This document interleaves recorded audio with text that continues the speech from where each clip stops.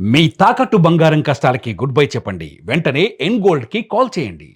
Hello and welcome to it's UTV. నేను ప్రముఖ. జనరల్గా మనం చేసే చాలా పెద్ద తప్పు, మనం పట్టించుకొని ఒక పెద్ద తప్పు ఏంటంటే టీత్ మీద మనం కాన్సన్ట్రేట్ చేయకపోవడం.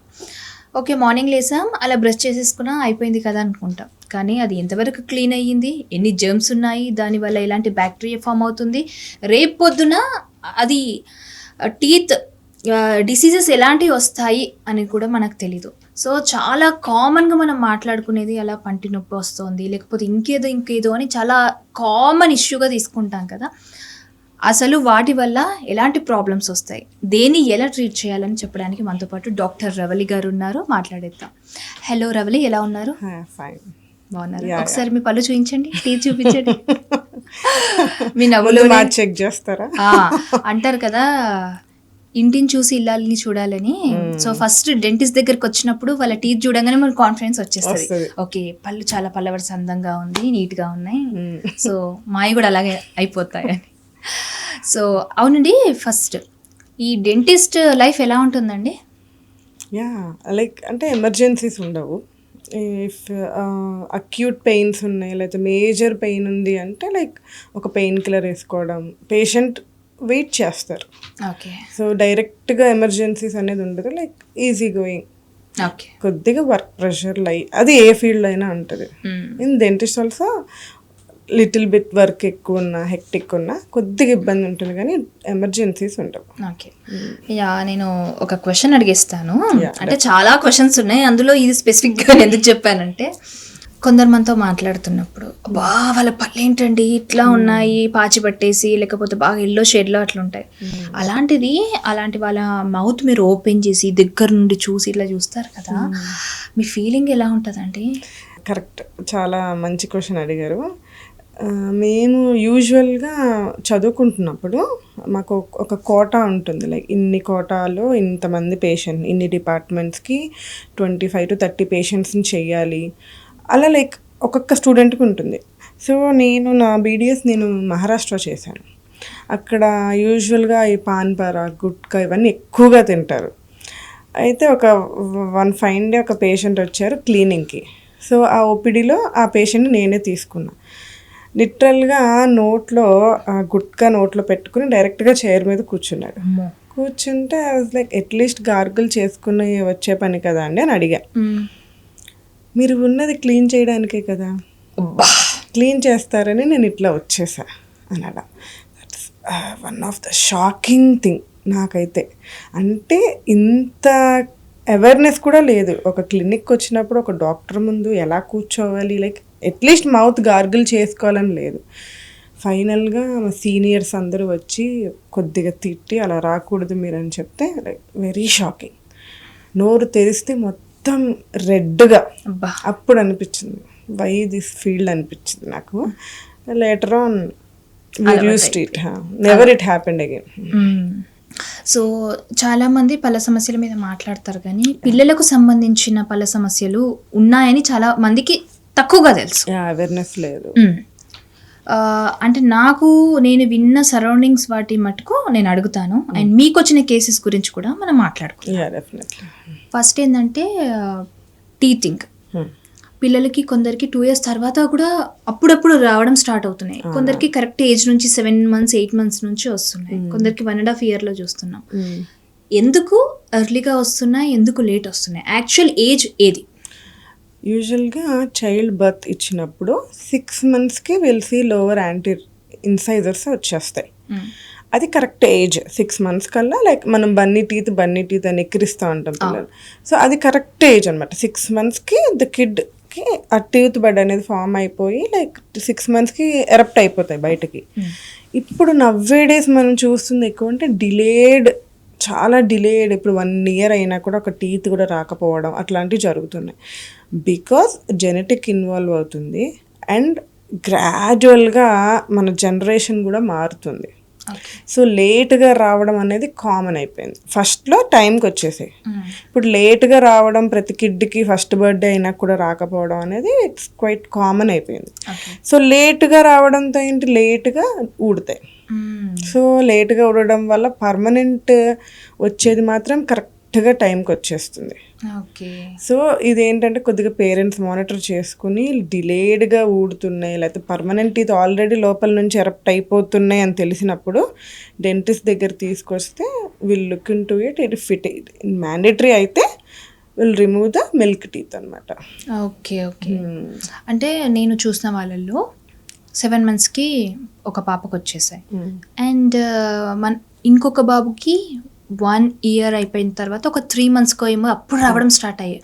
వాళ్ళ మదర్ విపరీతమైన టెన్షన్ పడడం, సో అందరినీ కనుక్కోవడం మీ బేబీకి వచ్చినాయా, మీ బేబీకి ఎప్పుడు వచ్చినాయని.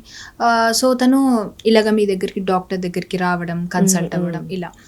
అసలు ఇంకొక విషయం ఏంటంటే సెకండ్ బర్త్డే అయిపోయిన తర్వాత బేబీకి అప్పటికి కూడా 2 teeth ఉన్నాయి. నేను డైరెక్ట్గా చూసినప్పుడు చాలా మెత్తగా చేసి పెడుతుంది. ఏంటండి 2 ఏళ్ళు వచ్చాయి కదా అంటే పళ్ళు రాలేదండి అని. ఇప్పటికే ఆ అమ్మాయికి ఇంకా సగం టీతే ఉన్నాయి. ఇది కంప్లీట్గా జెనెటికల్ ఉంటుందండి. జెనెటికల్ అంటే ఎలాంటివి?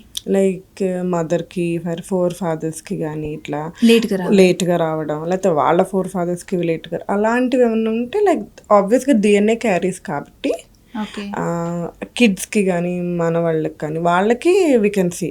ఇది అందరి కిడ్స్లో అప్లికబుల్ అంటే కాదు. లైక్ 100లో ఒక 10 members చూడొచ్చు. కాల్షియం ఇష్యూస్ వల్ల డెవలప్మెంట్ ముందు టీత్ వస్తేనే కదా మనకి కాల్షియం అనేది ఉంటుంది. సో జెనెటికల్గా బాగా ఇన్వాల్వ్ అవుతుంది. అండ్ డ్యూరింగ్ ప్రెగ్నెన్సీ మదర్ ఎటువంటి స్ట్రెస్ యాంగ్జైటీకి ఏమన్నా ఫీల్ అయితే మాత్రం ఇవన్నీ ఇది లైక్ కాంజనైటల్ అనామలీస్ అంటారు. పుట్టుకతోనే వచ్చేవి ఈ కాంజనైటల్ అనామలీస్ అంటారు. సో ఇలాంటి డిలేడ్ అనేది కామన్గా అయిపోతుంది ఇప్పుడు ఈ జనరేషన్కి. అదేంటంటే వచ్చిన టైంలో వచ్చేసింది అనుకోండి, అది ఊడాల్సిన టైంలో ఊడిపోతాయి. ఇప్పుడు అది రాక ఆ టైంకి డాక్టర్ దగ్గరికి తీసుకెళ్ళి తీపిచ్చాల్సి వచ్చే సిచ్యువేషన్ వస్తుంది. దీన్ని అంటే ఎక్స్ట్రాక్షన్. పర్మనెంట్ టీత్ వచ్చేసాయి. పర్మనెంట్ టీత్ వచ్చినప్పుడు కింద నుంచి మన పైన పాలపన్ను అనేది ఊడలేదు అనుకోండి, ఊడకపోతే అది అడ్డుగా ఉంటుంది. సో అడ్డుగా ఉన్నప్పుడు ఏమైంది, దానికి ప్లేస్ లేక ముందుకి వెనక్కి అనేది వచ్చేస్తుంది.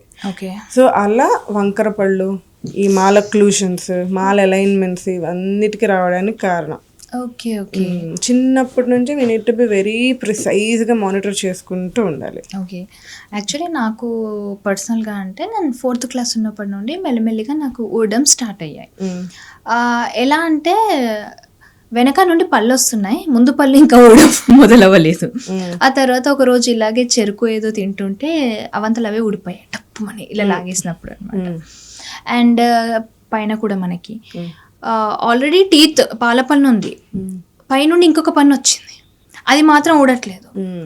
బట్ ఇక్కడ లైట్గా చిన్న మూమెంట్ ఉంది.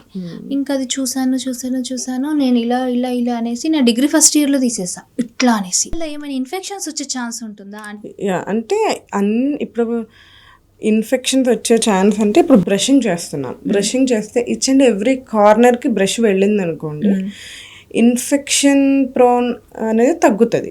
ఓకే. ఇప్పుడు మీకు 2 పళ్ళు పక్కనే వచ్చినాయి, బ్రష్ అనేది ఇంటర్డెంటల్గా వెళ్ళట్లేదు అన్నప్పుడు there is a chance food ఇరుక్కుంటుంది. ఆబ్వియస్గా తింటూ ఉంటాం. సో తిన్నప్పుడు ఫుడ్ ఇరుక్కున్నప్పుడు there is a highly chance of infection రావడానికి. ఓకే. సో అలాంటిది మిల్క్ టీత్. అండ్ ఇంకొకటి, డెంటిస్ట్కి ప్రతి 6 monthsకి విజిట్ ఉండాలి. ఓకే. అది మీరు ట్రీట్మెంట్ ఏంటది ఏం చేయించుకుంటారా లేదా అన్నది పక్కన పెడితే అట్లీస్ట్ ఓపీడీకి వెళ్ళి జస్ట్ ఓరల్ చెకప్ చేసుకోవడం అనేది ఇయర్లీ 2 is మ్యాండేటరీ పెట్టుకుంటే మనకి ఫ్యూచర్లో వచ్చే పెరిడాంటైటిస్ కానీ లైక్ రివర్సబుల్ పల్పైటిస్ కానీ ఇవన్నీ రావడానికి ఛాన్సెస్ చాలా తక్కువ ఉంటుంది. అంటారు కదా ఒక మనిషికి 32 పళ్ళు ఉండాలి అని. నాకైతే 33 ఉండేవి. ఒకటి విరగొట్టుకున్నాను కాబట్టి 32కి వచ్చింది. కొందరికి ఇంకెక్కువగానే ఉంటాయి. ఇప్పుడు ఈ టంగ్ ఉంటుంది కదా, కింది ఏరియాస్లో కూడా నేను ఈ మధ్యలో ఇక్కడ వీడియో చూసానండి, విపరీతంగా చిన్న టీతింగ్ రావడం. అది ఎందుకు అలా వస్తూ ఉంటుంది? దాన్ని మనం సూపర్ న్యూమరీ టీత్ అని అంటాము. సూపర్ న్యూమరీ టీత్ అంటే యూజువల్గా అడల్ట్కి 32, కిడ్స్కి 20 యూజువల్గా లైక్ మనం వినే నెంబరింగ్ అనమాట. ఈ supernumerary teeth nothing but hyperdontia, అంటే ఎక్కువగా టూత్ అనేది ప్రొడ్యూస్ అవ్వడం జాలో నుంచి. అది ఏంటంటే బికాజ్ ఆఫ్ నేను చెప్పాను కదా పుట్టుకతో వచ్చే ప్రాబ్లమ్స్ ఇవి అని. అలా చాలా మందిలో ఇవి 1-2 ఉంటాయి. ఓకే. యూజువల్గా కొంతమందికి ఫ్రంట్ టీత్లో ఉంటాయి, అది మీజియోడెన్స్ అంటారు.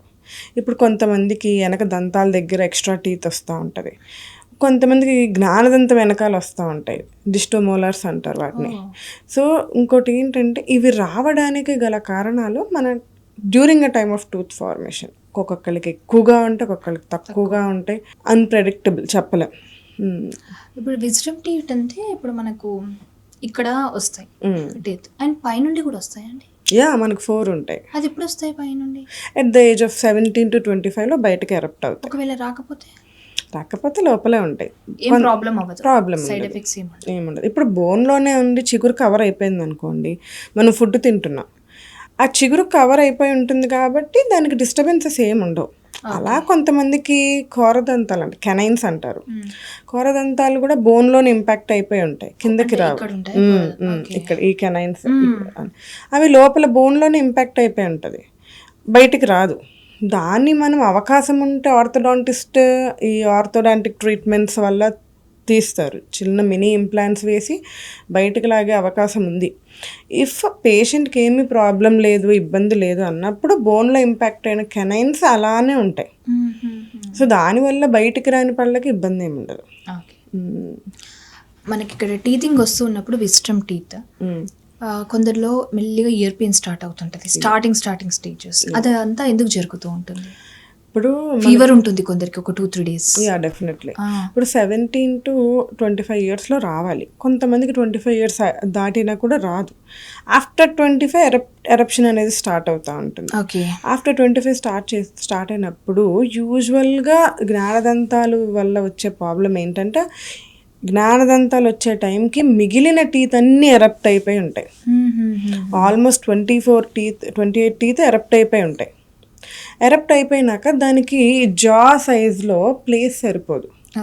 సో బయటకు రావడానికి ప్లేస్ సరిపోనప్పుడు అది 25కో లేకపోతే 18కో 19కో బయటకు వచ్చినప్పుడు పక్క పన్నుని పుష్ చేసుకుంటూ బయటకు వస్తుంది. సో ఎప్పుడైతే పక్క పన్ను మీద పుషింగ్ ప్రెషర్ అనేది పడుతుందో ఆ పెయిన్ అనేది సైడ్ టీత్కి వెళ్తుంది, అప్పర్ ఇయర్కి వెళ్తుంది, సమ్టైమ్స్ హెడేక్ అంటారు, ఈ టెంపోరల్ ఏరియా అంతా పెయిన్ వస్తుంది. అండ్ ఇంకా సివియర్ అయిందనుకోండి, లెఫ్ట్ హ్యాండ్ కానీ లెఫ్ట్ షోల్డర్ కానీ రైట్ షోల్డర్ కానీ కూడా పెయిన్ వస్తుంది. యూజువల్గా లెఫ్ట్ షోల్డర్ పెయిన్ వచ్చినప్పుడు హార్ట్కి సంబంధించింది అది అనుకుంటారు, బట్ ఇట్ కంప్లీట్లీ డయాగ్నోసింగ్ ఏంటంటే wisdom teeth. And wisdom teeth first ఒక సిమ్టమ్ ఇస్తుంది, నేను వస్తున్నాను బయటకి, ఇట్స్ ఎ టైం. అది స్పేస్ ఉందనుకోండి నార్మల్గా వచ్చేస్తుంది, అందరికి ఇబ్బంది ఏం పెట్టదు. ఇఫ్ స్పేస్ అనేది చాలా తక్కువ ఉంది, ఇబ్బంది పడుతున్నారు పేషెంట్స్, లేకపోతే జా చాలా చిన్నగా ఉంది అంటే ఫస్ట్ సిమ్టమ్ పెయిన్. అప్పుడు ఏం చేస్తారు యూజువల్గా పేషెంట్లు, ఒక పెయిన్ కిల్లర్ వేసేసి 2 యాంటీబయాటిక్లు ఫార్మసీలో దొరికితే వేసేసి ఓకే డన్ తగ్గిపోయింది. అది తగ్గదు, మళ్ళీ ఒక 6 monthsకో 3 monthsకో స్టార్ట్ అవుతుంది. స్టార్ట్ అయినప్పుడు ఇంటెన్సిటీ ఆఫ్ పెయిన్ పెరుగుతుంది. పెరగడం వల్ల మళ్ళీ పెయిన్ కిల్లర్లో ఏ పాతది వాడాను తగ్గిపోయిందని చెప్పి మళ్ళీ ట్యాబ్లెట్లు వేస్తారు. వేసినప్పుడు తాత్కాలికంగా ఒక నెలకి 15 రోజులకు తగ్గుద్ది. ఇక థర్డ్ టైం ఎప్పుడైతే పెయిన్ వస్తుందో, లైక్ ప్రెషర్ వల్లే పెయిన్ వస్తుందో ఇంకా ఇంటెన్స్, ఇంకా తట్టుకోలేడు పేషెంట్, అంత ఇంటెన్స్ వచ్చేసినప్పుడు మీరు గుర్తొస్తారు, ఎత్తుక్కుంటూ వస్తారు డెంటిస్ట్ దగ్గరికి. సో యూజువల్లీ పేషెంట్కి అంత ఇబ్బంది అయినప్పుడు డాక్టర్ ఏం ప్రిస్క్రైబ్ చేస్తారంటే ఎక్స్ట్రాక్ట్ చేసేసుకోండి, లేకపోతే ఆ ప్రెషర్ అనేది పక్క పళ్ళ మీద పడి అవి కూడా పెయిన్ స్టార్ట్ అవుతాయి. ఓకే. అంటే కొందరిలో ఎలా చూస్తామంటే అసలు ఎలా వచ్చాయో కూడా వాళ్ళకే తెలియదు, ఓ నాకున్నాయా అని అంటారు. ఇలా విజ్డమ్ టీత్ చాలా మందికి ఐడియా ఉండదు. ఫర్ ఎగ్జాంపుల్ నాకు చెవు నొస్తుంది అని అనుకున్నప్పుడు ఎందుకు చెవు పోటు అంటారు, నాకు లైఫ్లో ఎప్పుడు జరగలేదు కదా, నేను 19 ఉన్నప్పుడు ఎట్ ద ఏజ్ ఆఫ్ 19 అని అనుకున్నాను. తర్వాత ఫీవర్, ఇలాంటి చిన్న సౌండ్ కూడా నేను బేర్ చేయలేకపోవడం, అంత హారబుల్ ఉండేది 3 days అనమాట. అప్పుడు మా మదర్ అన్నారు, విజ్డమ్ టీత్ వస్తున్నట్టుంది నీకు అని అన్నారు. సో నాకు అలా ఐడియా ఉందన్నమాట. బట్ కొందరిలో ఏంటంటే మీరు అన్నారు జా లైన్ చిన్నగా ఉంటుంది అని, అంటే అందరు జా లైన్ ఒకేలా ఉండదు. ఉండదండి, differs from individual to individual. అది ఎలా తెలుస్తుంది జా లైన్ చిన్నగా పెద్దగా అనేది? అది ఈ థర్డ్ మోలర్ ఏదైతే విజ్డమ్ టీత్ ఉందో అది బయటికి రావడానికి దానికి చూడంగానే అర్థమైపోతుంది. అంటే ఇప్పుడు ఫేస్ చిన్నగా ఉన్న వాళ్ళకి చిన్న జా లైన్ అలా అడుగుతున్నాను. లేదు, ఫేస్ చిన్నగా ఉండడం వల్ల జా లైన్ చిన్నగా ఉండడం అలా ఉంటుంది. It depends. మీ ఫేస్ పెద్దగా ఉన్నా కూడా జా లైన్ చిన్నగా ఉంటుంది. లైక్ స్క్వేర్ ఆర్చ్ ఉంటుంది, యూ షేప్ ఆర్చ్ ఉంటుంది, చాలా ఉంటుంది దానిలో. అలా ఫేస్ బట్టి బోన్ లెంత్ అనేది, బోన్ పెద్దగా ఉందా చిన్నగా ఉన్నది మనం ఎవాల్యుయేట్ చేయలేము. ఓకే, సో సగానికే వచ్చి ఆగిపోయే ఛాన్సెస్ కూడా చాలా ఉన్నాయి. దాన్ని ఇంపాక్టెడ్ థర్డ్ మోలార్స్ అంటారు. బోన్లో సగం వచ్చి సగం ఇరుక్కుపోయి అట్లా ఇప్పుడు స్ట్రైట్ గా వచ్చేస్తాయి. ఇఫ్ ఇట్ ఈస్ డయాగ్నల్ ఇలా బెండ్ అయి ఉందనుకోండి, అది లైక్ సగం వచ్చి ఒక సైడ్ పన్నే కనపడుతుంది, ఒక కస్పే కనపడుతుంది. ఒక కస్పే కనపడినప్పుడు సగమే వస్తుంది. ఇటు రావడానికి పక్క పన్ను ఉంటుంది, అడ్డు ఉంటుంది కాబట్టి ఇంకా అది రాదు. If it is disturbing you then you need to remove. Okay, అలా ఉంచేస్తే మీకు దానివల్ల చీక్ బైట్స్ కానీ, చుట్టూ జింజైవల్ ఇన్ఫ్లమేషన్స్ కానీ, లేకపోతే బ్లీడింగ్ గమ్స్ కానీ, ఫుడ్ లాడ్జ్మెంట్ కానీ ఏమీ ఇబ్బంది లేదు అంటే యూ కెన్ ఉంచేసుకోవచ్చు. ఇఫ్ దానివల్ల ఏమన్నా ఇబ్బంది ఉందంటేనే యూ కెన్ రిమూవ్ ఇట్. నేను రీసెంట్గా ఒక కేస్ చూశాను. ఒక అతను, సో తను చాలా చక్కగా బాగుంటుండే ఫేస్ అనమాట. ఈ మధ్య చూసినప్పుడు నేను అన్నాను, మీరు ఎందుకో కొంచెం చబ్బీ అయినట్టు అనిపిస్తున్నారండి అని తనతో అన్నా. అంటే అవును అని అన్నారు. యాక్చువల్లీ మీకు ఈ రెండిట్లో డిఫరెన్స్ కనిపించట్లేదా అని అంటే, మీ రైట్ సైడ్ది కొంచెం ఎక్కువ లిటిల్ చబ్బీ అనిపిస్తోంది అన్న. ఆయనకి జ్ఞానదంతం రాలేదు. రాకపోక విపరీతమైన నొప్పి వచ్చేసింది. అది భరించలేక హాస్పిటల్కి వెళ్ళారు. మీకు తెలుసు స్క్రీనింగ్ అవన్నీ చేసిన తర్వాత తను ఏంటంటే బోన్ అనమాట పైనకి రాలేక ఈ బోన్లోనే ఉండిపోయి టీత్ పైనకి రాలేక ఇలా ఉండిపోయి ఇన్ఫెక్షన్ అయిపోయి అది మొత్తం తీసేయాల్సిన పరిస్థితి వచ్చింది. తను ఏమన్నారంటే, నాకు కాలికి ఆల్మోస్ట్ 12 స్టిచెస్ పడ్డాయి అక్కడున్న పార్ట్లో, ఐ మీన్ బోనా ఆర్ కండరమో నాకు సరిగ్గా గుర్తుకులేదు, తీసి ఇక్కడ వేశారు అని చెప్పారు. సో వేసారా, బోన్ వేసారా? అదే నాకు క్లారిటీ లేనిది అనమాట, అడిగా. సో అప్పుడు దీన్ని కవర్ చేయడం కోసం కొంచెం లావ్ అయ్యాను అని చెప్పారు. అంటే ఆల్మోస్ట్ 5 lakhs ఖర్చు అయ్యాయి. ఒక చిన్న టూత్ వల్ల ఇన్ఫెక్షన్ అయ్యి, ఇన్ఫ్లమేషన్ అయ్యి, ఒక సర్జరీ జరిగి 3 months బెడ్ రెస్ట్, ఖాళీ కూడా సర్జరీ తీసి ఇక్కడ వేయడం వల్ల. దీని గురించి ఏం చెప్తారు ఈ కేసు గురించి? ఇవన్నీ ఏంటంటే ఆర్థోగ్నాటిక్ సర్జరీస్ అంటారు. ఇవన్నీ లైక్ బోన్ని ట్రిమ్ చేయడం, కట్ చేయడం. ఇప్పుడు కొంతమందికి కింద బోన్ అనేది చాలా పెద్దగా ఉంటుంది. ఫర్ ఎగ్జాంపుల్ మన రామ్ చరణ్ గారు వీళ్ళందరివి కొద్దిగా they will be into surgeries అన్నమాట. సో అలా ఉన్నప్పుడు ఏంటంటే ఇక్కడ ఎక్స్ట్రా బోన్ అనేది కట్ చేస్తారు. కట్ చేసి మళ్ళీ ఫిక్సేషన్ చేస్తారు, ప్లేట్స్తో ఫిక్సేషన్ చేసి అలాంటి సర్జరీస్ ఉంటాయి. ఇప్పుడు మీరు చెప్పిన కేసు ఏంటంటే విజ్డమ్ టీత్, మరి ఆయనకి పెయిన్ సిమ్టమ్స్ ఏమీ లేక మరి చూపించుకోలేదు, అంత వర్స్ట్ అయ్యేంత వరకు చూపించుకోలేదు అంటే ఏదో సిమ్టమ్ ఉంటుంది. డెఫినెట్గా బాడీ విల్గి ఫస్ట్ సిమ్టమ్ ఫీవర్ ఇస్తుంది మన సైన్, దాని తర్వాత పెయిన్ అనేది స్టార్ట్ అవుతుంది. ఇఫ్ ద ఇన్ఫెక్షన్ అనేది అండ్ ఇంకొకటి విజ్డమ్ టీత్ అనేది ఈ మ్యాండిబుల్ యాంగిల్లో వస్తుంది ఇక్కడ చివర. సో అక్కడ తీస్తున్న క్రమంలో ఎక్కువగా బోన్ డ్రిల్ చేయడం కానీ ఇలాంటివన్నీ చేస్తే అక్కడ బోన్ అనేది కొద్దిగా వీక్ అయిపోతూ ఉంటుంది. Then they'll go with this surgeries. ఇక్కడ బోన్ అక్కడ వేయడం, లేకపోతే బోన్ గ్రాఫ్ట్ పెట్టడం, లైక్ మళ్ళీ బోన్ ఫామ్ అయ్యేలాగా చేసి చేయడం. These are all common. అది ఎక్స్ట్రీమ్ కేసెస్లో కామన్. యూజువల్గా చైర్ సైడ్స్ అయితే అంత ఇబ్బంది, ఈ కాలుకున్న బోన్ తీసి పెట్టడం అనేది చాలా లైక్ తక్కువ కేసెస్లో చూస్తూ ఉంటాం. ఓకే, అంటే నాకు ఈ కేసు విన్నప్పుడు చాలా భయం వేసింది. భయం వేసి అది కొన్ని రిజిస్టర్ అయిపోతాయి కదా మైండ్లో. సో అంటే మనం టీత్ చాలా ఈజీగా తీసుకుంటాం. పడితే మన అంటాం, కొడితే పళ్ళు రాలుతాయి, పడితే పళ్ళు ఇరుగుతాయి అని అంటారు. అది నార్మల్గా తీసుకునే ఒక విషయం పళ్ళ గురించి ఇంత ఆలోచించాలా అని నన్ను ఆలోచించేలా చేసింది ఆ ఇన్సిడెంట్. ఇక డెఫినెట్లీ, ఎందుకంటే విజ్డమ్ టీత్ అనేది it plays a major role. ఎందుకంటే ఇబ్బంది పెడుతుంది. నార్మల్గా పెయిన్ ఇస్ అసలు హారబుల్గా ఉంటుంది. పెయిన్, అన్కంట్రోల్డ్ పెయిన్ ఉంటుంది విజ్డమ్ టీత్లో. దీనికన్నా నా దగ్గరికి పేషెంట్స్ వస్తారు, వచ్చినప్పుడు అంటారు, మీ పళ్ళ ట్రీట్మెంట్ ఏంటండి ఇంతసార్లు తిప్పుతూ ఉంటారు, మీకన్నా హార్ట్ సర్జరీ చాలా ఈజీగా ఉంటుంది, ఇలా వెళ్తాం అలా స్టంట్లు వేసుకొచ్చేస్తాం, నొప్పులు భరించలేకపోతున్నాం. మేము ఒకటే చెప్తాం, ట్రీట్మెంట్ జరిగేంత వరకు మైల్డ్ టు మోడరేట్ పెయిన్ ఉంటుంది. దాన్ని రాకుండా కూడా మేము అనస్థీషియా అనేది ఇస్తాం. మళ్ళీ ఇదే పళ్ళు పెట్టుకున్నాక మీరు చాలా హ్యాపీగా ఉంటారు. నేను ఇన్ఫ్యాక్ట్ చెప్తాను, 10 సంవత్సరాలు వెనక్కి వెళ్తారు మీరు పళ్ళన్నీ పెట్టుకుని. అట్లీస్ట్ మనం ఫుడ్ డైజెస్ట్ చేయాలి, నవలి లోపలికి పంపించాలి. దానికి మనకు టీత్ కావాలి కదా. సో చేసేటప్పుడు కొద్దిగా ఇబ్బంది పడతారు, కానీ later on you'll be very happy with your smiles అని చెప్పి ఐ టేక్ ఫార్వర్డ్ అనమాట. బ్రషింగ్ ఎలా చేసుకోవాలి, ఎన్ని నిమిషాలు చేసుకోవాలి, ఎన్నిసార్లు చేసుకోవాలి ఒక్క రోజులో? బ్రషింగ్ అంటే లైక్ వెరీ ఇంట్రెస్టింగ్ టాపిక్. నా పళ్ళు తెల్లగా ఉండాలి, నా పళ్ళు వైట్గా ఉండాలని చెప్పి బాగా ఫోర్స్ బ్రషింగ్ చేసేస్తూ ఉంటారు. అప్పర్ లోవర్ ఇట్లా సైడ్కి ఇలా చేసేస్తూ ఉంటారు. ఐ ఓన్లీ రికమెండ్, మీకు గూగుల్స్ ఉన్నాయి, యూట్యూబ్స్ ఉన్నాయి, just go through. Brushing techniques ఉంటాయి, వెళ్ళండి, చూడండి, you'll get an idea.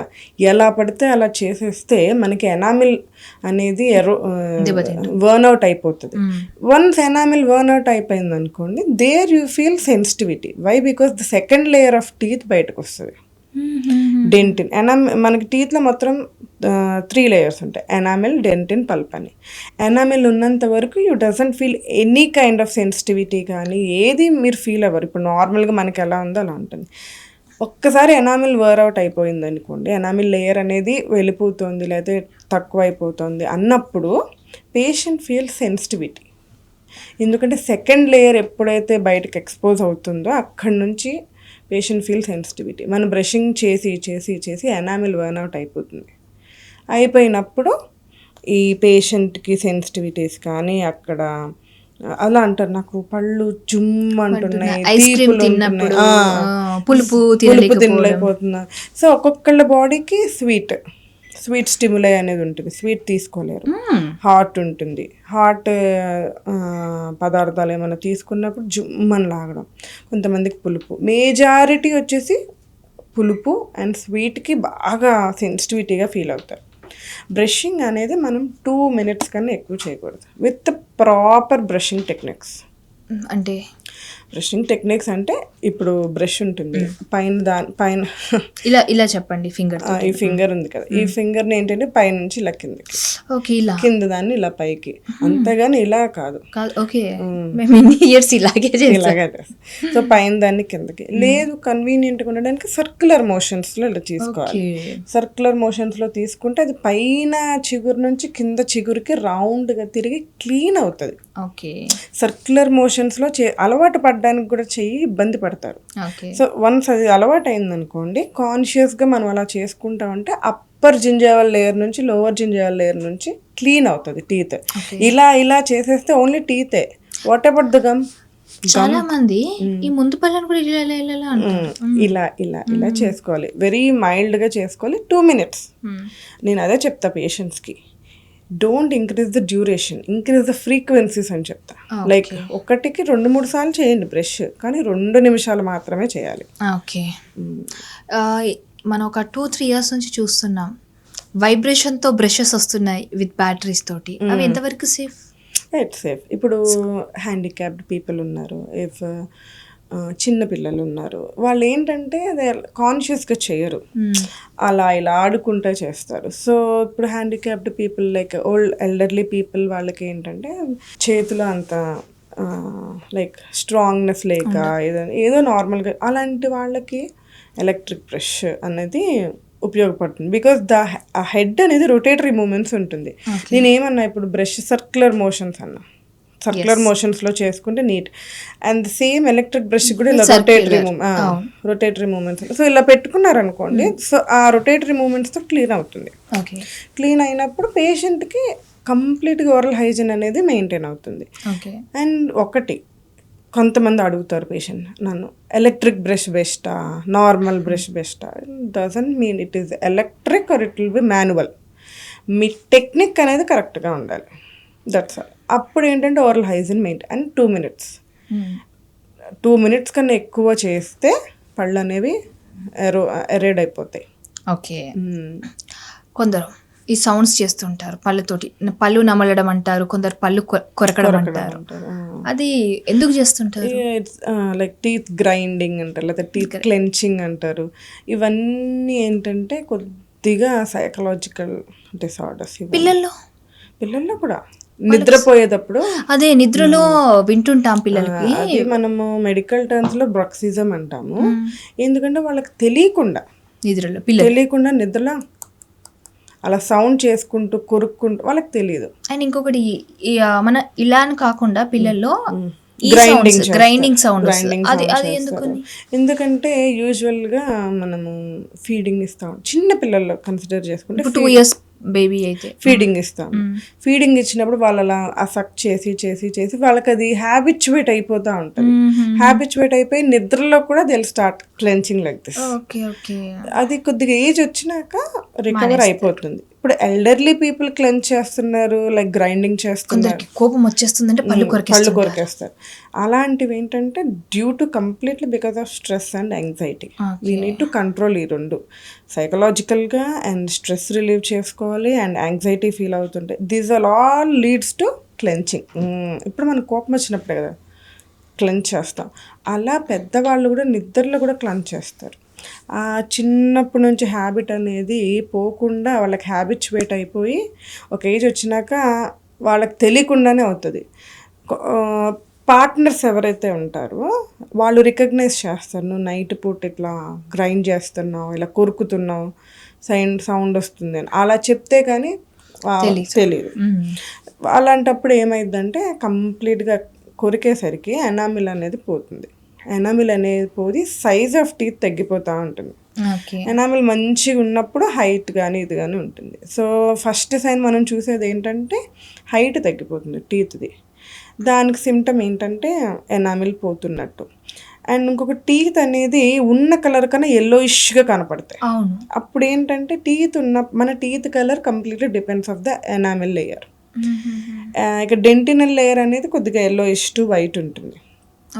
So enamel పోతున్నప్పుడు సెకండ్ లేయర్ బయటపడినప్పుడు yellowish to white ఉంటుంది. అంటే ఇప్పుడు వాటర్ చేంజ్ అయితే కూడా వైట్ నుండి yellowish అవుతే అది వాటర్ చేంజింగ్ వల్ల అనుకోవచ్చా? వాటర్ చేంజింగ్ వల్ల కూడా అవ్వచ్చు. ఫ్లోరోసిస్ అని కూడా అంటారు. ఫ్లోరోసిస్లో ఏంటంటే ఎనామిల్ని డిఫెక్ట్ చేస్తుంది, ఎనామిల్ డిఫెక్ట్ ఉంటుంది. సో ఏంటంటే వైట్ ప్యాచెస్ లాగా ఇలా ఉంటాయి. కంప్లీట్లీ అట్రిషన్, అది గ్రైండ్ చేసేటప్పుడు వచ్చేది వేరు, ఫ్లోరైడ్ వాటర్ తాగడం వల్ల వచ్చే సిమ్టమ్స్ వేరుంటాయి. సో కొందరికి వాళ్ళ ప్రమేయం లేకుండానే పళ్ళు అరిగిపోతాయి. అది దాన్ని మనము రికవర్ చేయడానికి డెంటల్లో విల్ గివ్ స్ప్లింట్స్ అని ట్రీట్మెంట్స్ ఇస్తాం, నైట్ గార్డ్స్ అని ఇస్తాం. సో అదేంటంటే ఇప్పుడు నైట్ పూట గ్రైండ్ చేసే ప్రాబ్లం ఉందనుకోండి పేషెంట్స్కి, నైట్ గార్డ్స్ ఇస్తే ప్రెషర్ అనేది టీత్ మీద పడదు. అప్పర్ గార్డ్ లోవర్ గార్డ్ ఇస్తాం, అది రెండు పెట్టుకుని పడుకోమని చెప్తాం. అంటే ప్రెషర్ అంటే ఇప్పుడు మనం ఇలా పడుకుంటాం, ఇలా ఇప్పుడు డైరెక్ట్ టీత్ టు టీత్ పడింది అనుకోండి బాగా ఇబ్బంది అవుతుంది పేషెంట్స్కి. అప్పుడప్పుడు జా పెయిన్స్ రావడం ఇలాంటివి కూడా ఉంటాయి because of the bruxism. So అలాంటి వాటిల్ని ఇప్పుడు ఈ టీఎంజే జాయింట్ మీద ప్రెషర్ పడడము అలాంటివి జరుగుతాయి. అవన్నీ రిలీవ్ చేయడానికి వీళ్ళు స్ప్లిన్స్, నైట్ గార్డ్స్, ఈ అప్లయన్సెస్ కొన్ని ఉంటాయి, అవి ఇస్తూ ఉంటాము. అవి ఏంటంటే it reduces the pressure on the jaw bone as well as the teeth. It helps in the enamel burnout అవ్వకోకుండా అండ్ డెంటినల్ లేయర్ ఎక్స్పోజ్ అవ్వకోకుండా ట్రై చేస్తాం. కొందరు అంటారు పన్ను మీద పన్ను ఉంది అదృష్టం, సో ఇది ఎక్స్ట్రా టీతింగ్ కిందనే కన్సిడర్ చేయొచ్చు. It's completely called super న్యూమరీ teeth. ఈ పన్ను అంటే నాకు అదృష్టం, దట్ ఆర్ ఆల్ మిత్స్ అంతే. ఆ పన్ను వల్ల ఇంకా డ్యామేజ్ ఎక్కువ ఉంటుంది. అవునా? అంటే ఎలాంటివి? బ్రష్ వెళ్ళదు, లోపల రెండు పళ్ళు అతుక్కొని ఉన్నాయి, ఫుడ్ తిన్నది ఇంటర్డెంటల్ గా పన్ను లోపల వెళ్ళి ఇన్కార్పొరేట్ డిపాజిట్ అయిపోతూ ఉంటాయి. ఎంత బ్రష్ చేసినా క్లీన్ అవ్వదు. So there infection starts, there cavity starts. So ఒక పన్నుకు పెట్టాలి అంటే రెండు సైడ్కి ఉండడం వల్ల అది 2 పళ్ళ మధ్యలో తినేయడంతో ఆ పన్ను పోతుంది, ఈ పన్ను పోతుంది. అదృష్టం కాదు కదా, ప్రాబ్లమ్స్ వస్తాయి. ఓకే, కొందరికి గ్యాప్స్ అంటే కొందరికి ఏంటంటే ఒక టూత్ ఊడిపోయింది అనుకోండి, అలా వదిలేస్తారు, దానివల్ల గ్యాప్స్ రావచ్చు అని అంటారు. లేదా కొందరు న్యాచురల్గానే గ్యాప్స్ ఉంటుంది, వాళ్ళకి ఎలాంటి ట్రీట్మెంట్స్ ఉంటాయి, ఎందుకు గ్యాప్స్ వస్తాయి? న్యాచురల్గా గ్యాప్స్ అనేది 2 మెయిన్ క్రైటీరియాలో చూడొచ్చండి. ఒకటి మనకి ఫాదర్స్ మదర్స్ ఇన్వాల్వ్ అయ్యి కంప్లీట్ హెరిడిటరీ కూడా ఉంటుంది దీనిలో. హెరిడిటరీ ఉంటుంది. నెక్స్ట్ వచ్చేసి డ్యూరింగ్ ప్రెగ్నెన్సీస్లో ఆడవాళ్ళకి ఎస్పెషల్లీ ఇప్పుడు ఒక బేబీని ప్రొటెక్ట్ చేయడానికి లాట్ ఆఫ్ హార్మోన్స్ అనేది లోపల ప్రొడ్యూస్ అవుతాయి. టీత్లో అది ఎఫెక్ట్ ఏంటంటే స్పాంజీ గమ్స్ వచ్చేస్తాయి. మీరు ప్రెగ్నెన్సీ టైంలో అబ్జర్వ్ చేసుకోవచ్చు, లేడీస్కి కానీ వీళ్ళకి బ్లీడింగ్స్ ఎక్కువ అవుతాయి. యూజువల్గా మేడం బ్లీడింగ్ అవుతుంది, బ్రష్ చేసుకుంటే బ్లీడింగ్ అవుతుంది, టీత్ నుండి లేకపోతే గమ్స్ నుంచి, టీత్ నుంచి కదా గమ్స్ నుంచి బ్లీడింగ్ అవుతుంది, నాకు ఈ చిగుర్లు నొప్పిగా ఉన్నాయి. These are all because of hormonals దీనివల్ల. అండ్ యూజువల్గా ఆఫ్టర్ ప్రెగ్నెన్సీస్ మేము ఏమంటామంటే after giving birth to a child ఒకసారి క్లీనింగ్కి రండి. ఎందుకంటే ఈ 9 monthsలో అండ్ మదర్ ఫీడింగ్ ఆక్సిటోసిన్ అనేది హార్మోన్ రిలీజ్ అవుతుంది. దానివల్ల కూడా you'll find changes in the gum అనమాట.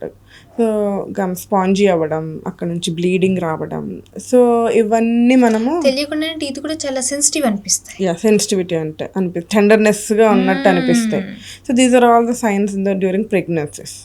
సో అలా ఉన్నప్పుడు కూడా క్లీన్ చేసుకోలేదనుకోండి, ఆ ఇన్ఫెక్షన్ అనేది పన్ను లోపల వరకు వెళ్ళి అక్కడ లిగమెంట్ని డ్యామేజ్ చేసి ఆటోమేటిక్గా పన్ను అనేది లూజ్ అవ్వడం, లేకపోతే గ్యాప్స్ రావడం. ఇప్పుడు గమ్మ టీత్ని టైట్గా పట్టుకున్నప్పుడే మనకి గ్యాప్స్ ఉండవు. ఎప్పుడైతే గమ్ ఈ స్పాంజీ గమ్స్ అవ్వడంతో టీత్ని ఇట్లా వదిలేస్తుంది. వదిలేసినప్పుడు ఆబ్వియస్గా ప్లేస్ పెరుగుతూ ఉంటుంది, అలా గ్యాప్స్ వస్తాయి.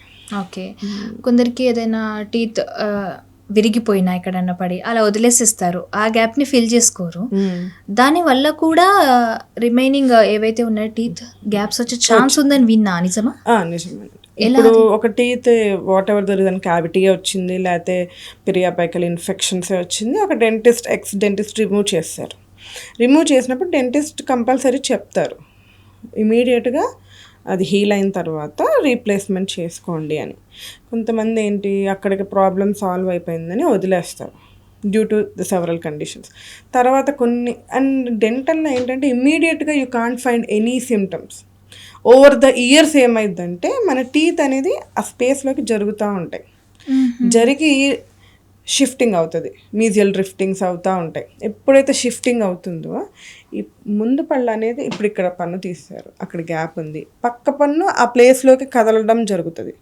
కదిలినప్పుడు ఈ పన్ను జరుగుతుంది, పైన పన్ను కూడా కిందకి జారడం జరుగుతుంది. ఇవన్నీ ఓవర్ ద ఇయర్స్లో you can find. Immediately symptom వచ్చింది అనుకోండి, పేషెంట్ వెంటనే అవేర్నెస్తో వస్తారు. ఇది ఇమ్మీడియట్గా జరగదు. ఓవర్ 2 years, 1.5 year, 3 yearsలో you can find this symptoms అనమాట. ఇంకా అప్పుడు వస్తారు, తీసింది ఒక పన్ను, ఇది జరుగుద్ది, వెనకది జరుగుద్ది, పైనది కిందకి జరుగుద్ది. సో మల్టిపుల్ టీత్ ఇన్వాల్వ్ అయిపోయి కేసు పెరిగిపోతుంది. ఓకే, సో ఎప్పుడైనా మనం పళ్ళ వరుసలో ఒక పన్ను తీసాము అంటే మ్యాక్సిమం మళ్ళీ ఇంకో పన్నుని ఫిక్స్ చేయించాలి. ఎందుకంటే మన ఆర్చ్ అనేది టైట్గా ఉండాలి. Upper arch and lower arch number of teeth ఏది ఉందని అది టైట్గా ఉండాలి. అన్ని టీత్స్ ఉన్నాయి అనుకోండి, మనకి మూమెంట్స్ అనేది వెరీ నెగ్లిజిబుల్ ఉంటాయి. ఖాళీగా ఫ్రీగా వదిలేసాము జరిగిపోతూ ఉంటాయి.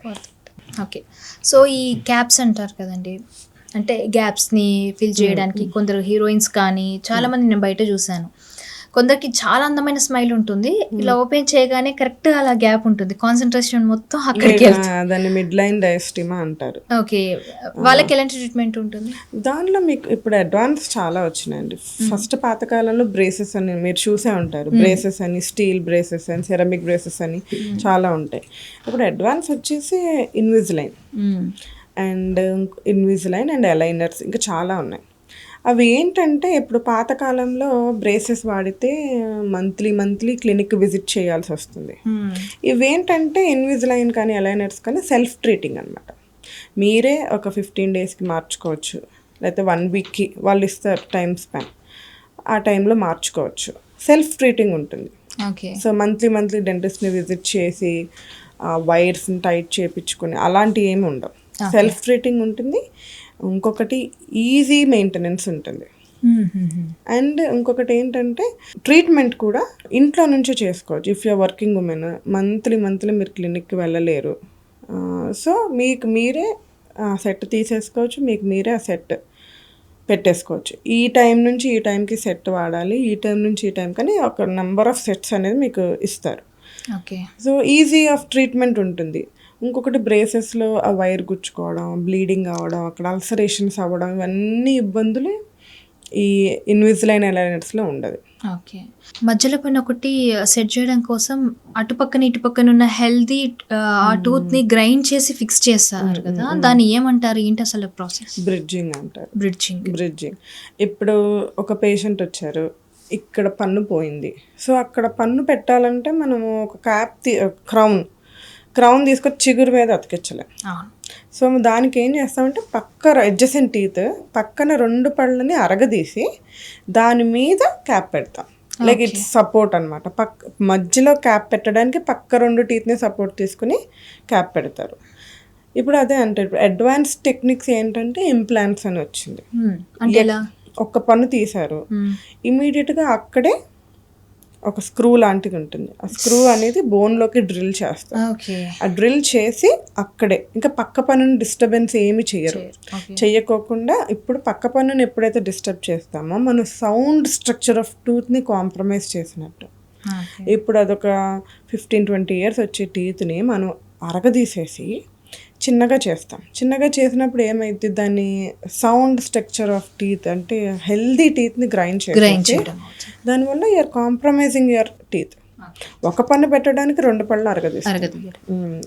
దీనికన్నా ఇప్పుడు అడ్వాన్స్ టెక్నిక్ ఏంటంటే ఎక్కడైతే ఇన్ఫెక్టెడ్ టూత్ ఉందో అది తీసేసి ఇమీడియట్గా ఆ ప్లేస్లోనే ఇంప్లాంట్ అనేది ప్లేస్ చేస్తాం.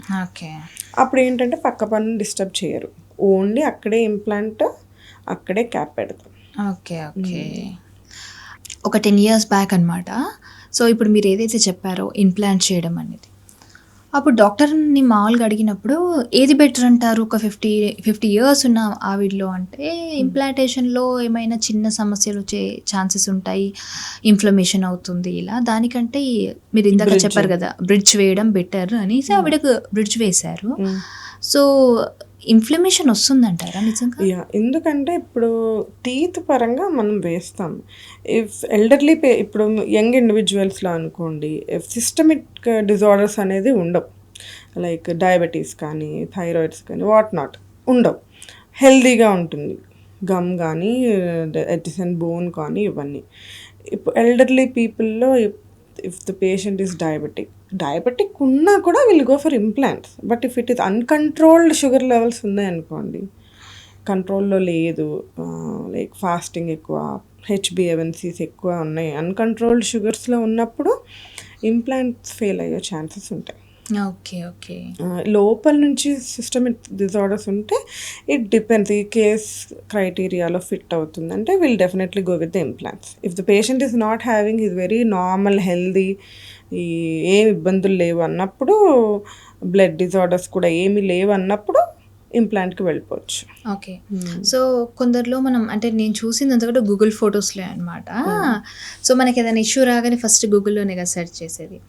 అయితే టీత్ ఏదైతే ఉందో ఇది ఇలా జారినప్పుడు కట్ అయినట్టుగా ఏమైనా కనిపిస్తాయండి? అదేమన్నా గ్రైండింగ్ అయినట్టుగా అంటే జారుతున్నాయంటే కింద ఆపోజిట్ టీత్ ఉండాలి. అదే ఇందాక చెప్పాను మీకు, ఒక పన్ను తీసినాక ఇమ్మీడియట్ రీప్లేస్మెంట్ అనేది కంపల్సరీ. అంటే పన్ను తీయకపోయినా టీత్ ఏమైనా జారడం అలాంటివి ఉంటాయా? ఒక సర్టెన్ ఏజ్ వచ్చినాక 50+ 60 టీత్ జారడం అనే దానికన్నా చిగురు రెసీడ్ అయిపోవడం అనేది ఉంటుంది.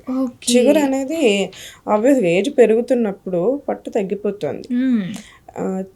జింజైవల్ రెసిషన్స్ అంటారు అవన్నీ. చిగురు అనేది కింద పన్ను అంటే కిందకి జారిపోతూ ఉంటుంది. కిందకి జారిపోయి పన్ను ఒక్కటే బయటకి ఎక్స్పోజ్ అవుతుంది. అవును అవును. పన్ను ఒక్కటే ఎక్స్పోజ్ అయినప్పుడు ఏమంటారు, బోన్, ఇవన్నీ బికాస్ ఆఫ్ పెరిడాంటల్ ఇష్యూస్. మనం మంత్లీ క్లీన్ చేసుకోవాలి, oral daily care routine maintain చేసుకోవాలి. ఇవన్నీ చేసుకుంటే కొంతవరకు గమ్ ప్రాబ్లమ్స్ మనము అవాయిడ్ చేయొచ్చు. టీత్ తగ్గిపోవడం, బయటకు వచ్చేసింది అనడం కన్నా గమ్ రెసిడ్ అయిపోయింది అనొచ్చు. ఓకే. చిన్నప్పుడు స్కూల్లో ఎంగిల్ తింటుంటాం కదా ఫ్రెండ్స్ది, ఇంట్లో అమ్మ వాళ్ళు, రే వాడు ఎంగిల్ తినకు, వాడికి పుప్పలు వచ్చేసాయి పన్నుకి అని. అంటే ఎంగిల్ తింటే పుప్పలు ఒకరి నుంచి ఒకరికి స్ప్రెడ్ అవుతాయి, అలాంటిదేమో. ఓకే. బట్ ఆ పిప్పి పన్ను పక్కన పన్ను ఎఫెక్ట్ చేస్తుంది. యా, డెఫినెట్గా. మీరు పిప్పి పన్ను వచ్చింది, క్యావిటీస్ చూసుకోలేదు. ఒకళ్ళకి కొంతమందికి ఏంటంటే ఇప్పుడు క్యావిటీ స్టార్ట్ అయింది, ఫస్ట్ లేయర్ నుంచి సెకండ్ లేయర్ డెంటిన్ అంటాం, ఆ లేయర్ నుంచి థర్డ్ లేయర్కి ఎప్పుడైతే పెనిట్రేట్ అవుతుందో, క్యావిటీ పెనిట్రేషన్స్ ఉన్నాయో, అప్పుడు పేషెంట్కి చాలా పెయిన్ వస్తుంది. ఓకే. ఆ పెయిన్ వచ్చినప్పుడు ఇమీడియట్గా డెంటిస్ట్ని విజిట్ చేసి నీట్ క్యూర్ ఇట్ అనమాట, అయితే ట్రీట్మెంట్ ఏమైనా తీసుకోవాలి. కొంతమంది ఏం చేస్తారు, కంటిన్యూస్గా పెయిన్ కిల్లర్స్ వేసేసి, యాంటీబయాటిక్స్ వేసేసి ఏంటంటే తాత్కాలికంగా దాన్ని సప్రెస్ చేస్తారు. సప్రెస్ చేసినప్పుడు ఏంటంటే ఆ లోపల ఉన్న వైటాలిటీ, ఇప్పుడు పన్ను బ్లడ్ సప్లై ఉంటేనే కదా అది కూడా లైక్ డిస్కలర్ అవ్వకుండా ఉంటుంది. అదేం చేస్తుంది, కంప్లీట్గా పెయిన్ కిల్లర్స్ వేసేసరికి లోపల నర్వ్ ఉంటుంది, పల్పల్ ఏరియాలో నర్వ్ ఉంటుంది, ఆ నర్వ్ అనేది నెక్రోటిక్ అయిపోతుంది, డెడ్ అవుతుంది. డెడ్ అయినప్పుడు ఏంటంటే మనకి సిమ్టమ్స్ అనేది ఉండదు. ఓకే. ఇప్పుడు ఇంపల్స్ అనేది ఏమి ఉండదు. ఉండనప్పుడు ఏం చేస్తారు, ఆ పెయిన్ రాలేదు కదా అని పేషెంట్స్ వదిలేస్తారు. అది లోపల తినేసి ఇన్ఫెక్టెడ్ ఏదైతే ఏరియా ఉందో పక్కన పన్నుకి స్ప్రెడ్ చేస్తుంది. అప్పుడు పక్క పన్ను కూడా సైడ్ నుంచి డ్యామేజ్ అవ్వచ్చు, లేదా బోన్ లెవెల్ నుంచి డ్యామేజ్ అవ్వచ్చు. ఓకే. ఓకే. అంటే ఇప్పుడు స్టార్టింగ్లో ఇలా స్టార్ట్ అవుతుంది ఒక పిప్పి పన్ను ఉన్నప్పుడు, సో అంటే నేను ఎవరిలో చూసాను అదే దాన్ని హోల్ చేయడం అదంతా అయితే చూసాను, దానిపైన సిమెంట్ అనో ఏదోనో, యాక్చువల్గా సిమెంట్ అంటారో కూడా నాకు తెలీదు, బట్ నాకు ఎవరైతే అడిగినప్పుడు అవి చెప్పిన ఆవిడ చదువుకోలేదు. సో యాక్చువల్లీ ఏంటి ఆ ప్రాసెస్ ఎందుకు చేస్తారు? సిమెంట్స్ అంటారండి. సిమెంట్స్ అంటారు. ఓకే. అంటే దీనికి వేసే సిమెంట్ కాదు కదా, డెంటల్ సిమెంట్స్.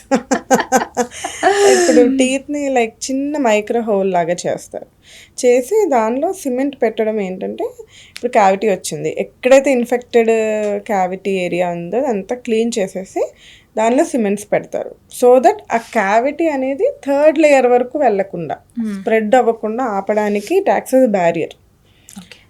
సో సిమెంట్స్ ఉన్నాయి. సిమెంట్స్లో కూడా లాట్ ఆఫ్ వేరియేషన్స్ ఉన్నాయి. లేజర్ సిమెంట్స్, ఇంకా లైక్ హై స్ట్రెంత్ సిమెంట్స్ చాలా ఉంటాయి. ఇప్పుడు అడ్వాన్స్ టెక్నాలజీలో కాంపోజిట్ సిమెంట్స్ అని ఉంటాయి. సో త్రూ లైట్ క్యూర్ అలా చేస్తూ ఉంటారు. ఓకే. సో కొందరు మాట్లాడుతున్నప్పుడు అంత దూరంలో ఉన్నాయినా మనం ఉండలేకపోతాం, విపరీతమైన బ్యాడ్ స్మెల్. సో ఏంటి అసలు అది బ్యాడ్ స్మెల్ని హాలిటోసిస్ అంటారు.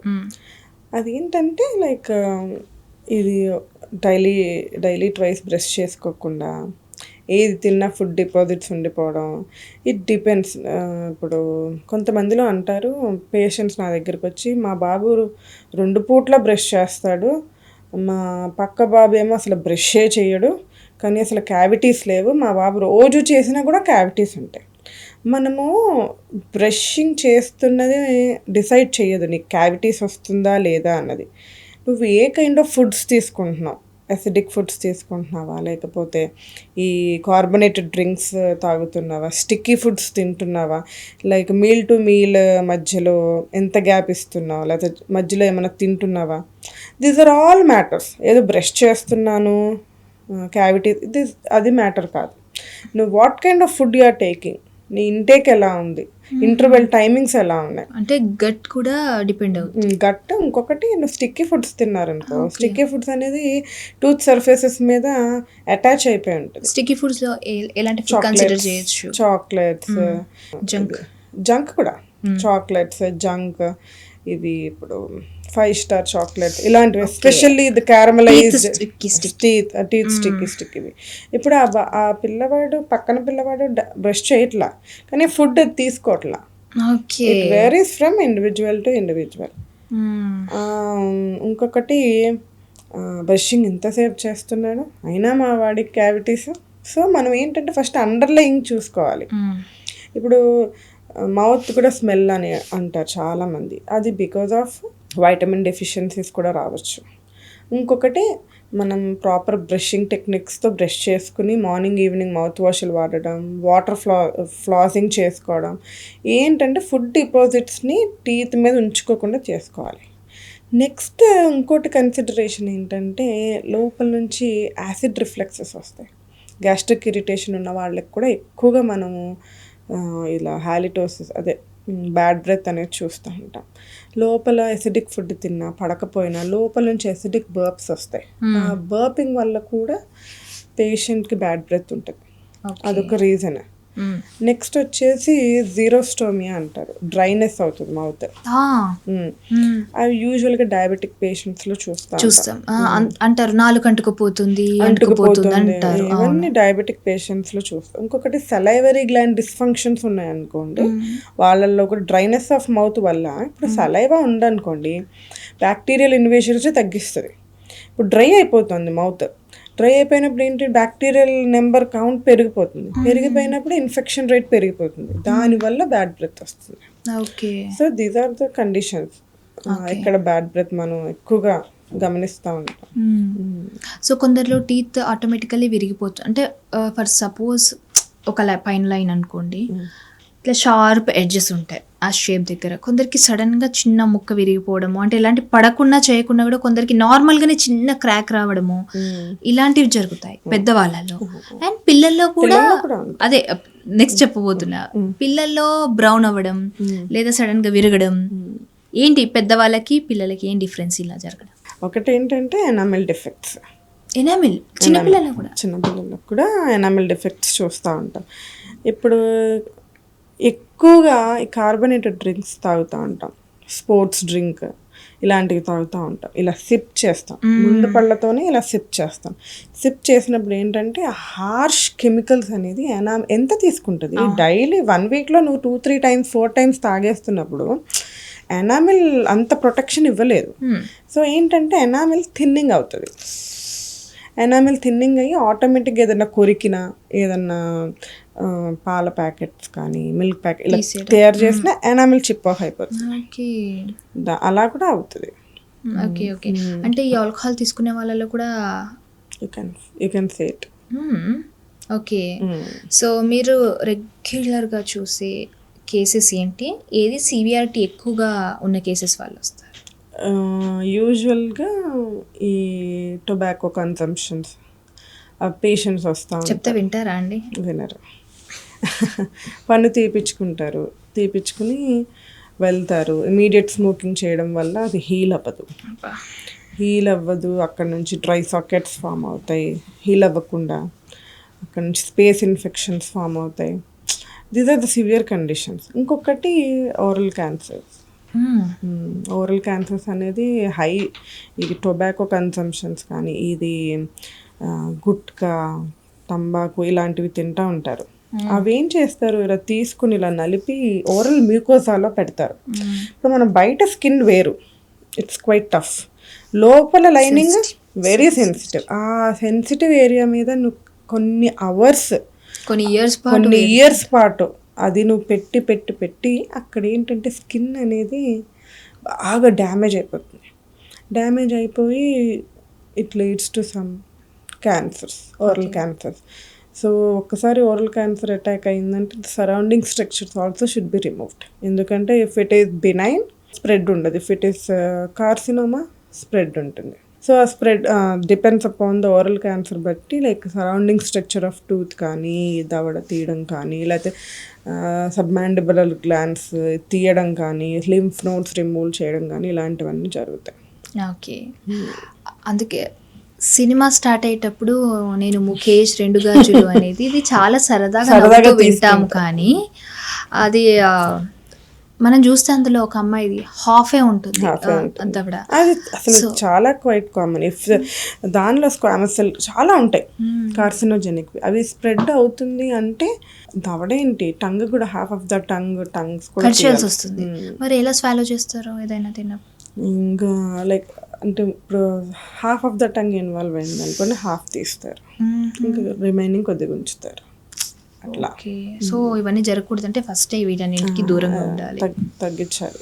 అండ్ నవేడేస్ ఈ కార్బోనేటెడ్ డ్రింక్స్ కూడా కిడ్స్లో కూడా ఎక్కువైపోతుంది. ఇప్పుడు బయటకు వెళ్ళారంటే ఒక బర్గర్, ఒక కోక్. బర్గరే వేస్ట్, చెత్త, దాంతోపాటు ఈ కోక్, ఇవన్నీ మనకు తెలియకుండా లోపల ఇంటర్నల్ డ్యామేజ్ అయ్యేది అవుతుంది. మనం సూపర్ఫిషియల్గా టీత్ మీద కనపడేది కూడా చాలా డ్యామేజ్ అవుతుంది. ఎనామిల్ ఉన్నంత వరకు టీత్ ఈజ్ వెరీ ప్రొటెక్టెడ్. ఇంత హార్ష్వి ఇన్ని ఇయర్స్ నుంచి తాగి తాగి తాగి ఎనామిల్ కూడా గివ్ అప్ ఇచ్చేస్తుంది ఒక టైంలో. 3 years 4 years ఆ ఏజ్ గ్రూప్ పిల్లలకి డోనట్స్ అని, లేదంటే చాక్లెట్స్ అని, ఐస్ క్రీమ్స్ ఇవన్నీ ఇచ్చేస్తున్నారు. ఎందుకండి ఇట్లా ఇస్తున్నారు, అది అన్హెల్దీ అంటే ఇంకెప్పుడు తింటారండి అంటారు. నేను అన్నాను ఆఫ్టర్ 5 years 6 years తర్వాత ఆబ్వియస్లీ మనం కొంచెం కొంచెం అలవాటు చేయొచ్చు కదా అని అంటే అట్లా కుదురుతుంది అంటారు. అట్లాంటి వాళ్ళు ఏం రియలైజ్ అవ్వాలో అది మీరు చెప్పండి, ఏ విషయంలో? అలాంటి వాళ్ళకి నేను ఇచ్చే సజెషన్ ఏంటంటే, మీ దగ్గర ఉన్నంత వరకు ట్రై, లైక్ 3 years 4 years వరకు మీ దగ్గర కిడ్ పెరుగుతుంది. అప్పటి నుంచే మీరు జంక్ అలవాటు చేయొద్దు. జంక్ అలవాటు చేయకోకుండా స్కూల్కి వెళ్తే మనము ఆ కిడ్ తింటున్నారని ఈ kid like they ask. But మన దగ్గర ఉన్నంత వరకు ట్రై టు అవాయిడ్ జంక్. ఆ జంక్ అవాయిడ్ చేయడం వల్ల పిల్లలకి తెలుస్తుంది what is healthy, what is unhealthy. So వాళ్ళ బ్రెయిన్లో చిన్నప్పటి నుంచి రిజిస్టర్ చేస్తూ ఉంటే కొంతవరకు వీ కెన్ అవాయిడ్. ఇది నిజం. మీరు చిన్నప్పటి నుంచి రిజిస్టర్ అన్న, నాకు చిన్నప్పటి నుంచి షుగర్ అనేది టేస్టే తెలియదు నాకు చిన్నప్పటి నుంచి. అంటే మా మదర్ పాలు పోసేది, మేము అలాగే తాగేవాళ్ళం. అంటే పాలంటే ఇష్టం ఉండదు ఎవరికైనా పిల్లలకి మోస్ట్లీ. సో అలా కళ్ళు మూసుకొని తాగేసేవాళ్ళం. తర్వాత కొంచెం పెద్ద కొద్ది ఏంటి చక్కెర వేసుకుంటారు ఆ పాలల్లో అంటే ఇప్పుడు మీరంటే నాకు అది గుర్తొచ్చింది. సో మనం పేరెంట్స్ ఏది అలవాటు చేస్తే దానికి అలవాటు పడతారు అనేది ట్రూ. అది మా ఫస్ట్ పిల్లల మైండ్ సెట్ మార్చాలి. ఇప్పుడు పక్కన వాళ్ళు తింటుంటే కూడా మనకి చెప్పాలి ఇట్స్ అన్హెల్దీ. సో అది మన పేరెంటింగ్ బట్టి కూడా చాలా మ్యాటర్ అవుతుంది. Burgers, pizza it's not healthy అని మీకు తెలుసు. సో మళ్ళీ వై కిడ్స్కి ఎందుకు ఇవ్వడం? పెద్దవాళ్ళం మనమే మైదా మంచిది కాదు, షుగర్స్ మంచిది కాదు అని అంటాం అట్లా. సో మీరు ఎంత చెప్పినా వినని పేషెంట్స్ని చూస్తూ ఉంటారు, రెగ్యులర్గా అట్లా వస్తూ ఉంటారు వాళ్ళే. మీకు ఎక్కువగా ఏ ఇష్యూ తోటి మీ దగ్గరకు వస్తారు? మోస్ట్లీ క్యావిటీస్ అండ్ బాగా సివియర్ అయిన దాంట్లో క్యాన్సర్. అవునండి, ఈ క్యాన్సర్ ఏదైతే పేషెంట్స్ ఉన్నారో అంటే మీ దగ్గరకు వచ్చిన తర్వాతే వాళ్ళకు ఏమైనా రిమూవ్ చేయొచ్చా? అంటే క్యాన్సర్ అటాక్ అయిన తర్వాత కూడా తీసేయొచ్చు. ఆ తర్వాత వారు ఆంకాలజిస్ట్ ని కన్సల్ట్ అవ్వడం ఇదంతా జరుగుతుంది. ఇదంతా ఇప్పుడు సర్జరీ పర్ఫామ్ చేస్తున్నాము అంటే మాక్సిలోఫేషియల్ సర్జన్, ఆంకాలజీ అందరూ ఉన్నప్పుడే సర్జరీ అనేది అవుతుంది. ఓకే, అంటే ఇప్పుడు తనకు ఒక పన్ను తీయాలి అన్నప్పుడు కంపల్సరీగా తీసేటప్పుడు అవసరం లేదు. ఇంటర్నల్ పార్ట్స్ గ్లాండ్స్ కానీ అప్పుడు డెంటిస్ట్ ఉండాలి, పక్కన మాక్సిలోఫేషియల్ సర్జన్ ఉండాలి, at the same time oncologist వాళ్ళు కూడా ఆంకాలజిస్ట్ ఇద్దరు సమక్షంలో జరుగుతుంది. ఓకే, సో కొందరికి టీత్ ఉంటుంది కదండి, ఇప్పుడు మనకి కొందరికి ఈక్వల్గా ఉంటాయి, ఇలా ఉంటాయి. కొందరిలో ఈ అప్పర్ లిప్ పైంది కొంచెం ఇట్లుంటుంది. కొందరు హీరోయిన్స్లో చూస్తే మనకు లోపలికి ఉంటాయి టీత్. ఈ పైనది మనకు ఈక్వల్ గా ఎలా అయితే ఉంటుందో కొందరికి కొంచెం ఇలా అని లోపలికి ఉంటాయి, కొందరికి కొంచెం బయట ఉంటాయి. అయితే కొందరు చెప్తారు మనం పడుకున్నప్పుడు ఇలా 2 టచ్ చేస్తాం కాబట్టి అది మెల్లిమెల్లిగా పైనకి వస్తాయని. ఇది మిత్తా ఫ్యాక్ట్? ఒకటి నాట్ ఓన్లీ టీత్, చిన్నప్పుడు థమ్ సక్కింగ్ ఉంటుంది. థమ్ సక్కింగ్ ఒకటి, టంగ్ థ్రస్టింగ్ అంటారు, ఇట్లా అని మాట్లాడుతూ ఉంటారు టంగ్ అనేది. అప్పుడు ఏంటంటే టంగ్ ఫార్వర్డ్ మూమెంట్స్తో టీత్ని పుష్ చేస్తుంది. అండ్ వెన్ వీఆర్ కిడ్స్ ఇవి కొద్దిగా లైక్ అప్పుడప్పుడే ఫార్మేషన్ అవుతూ ఉంటాయి. ఇప్పుడు ట్రీట్మెంట్స్, ఆర్థో ట్రీట్మెంట్స్ కూడా యంగ్ ఏజ్లో వచ్చిన results after age complete bone formation అయినాక అంత రిజల్ట్స్ తక్కువ ఉంటాయి.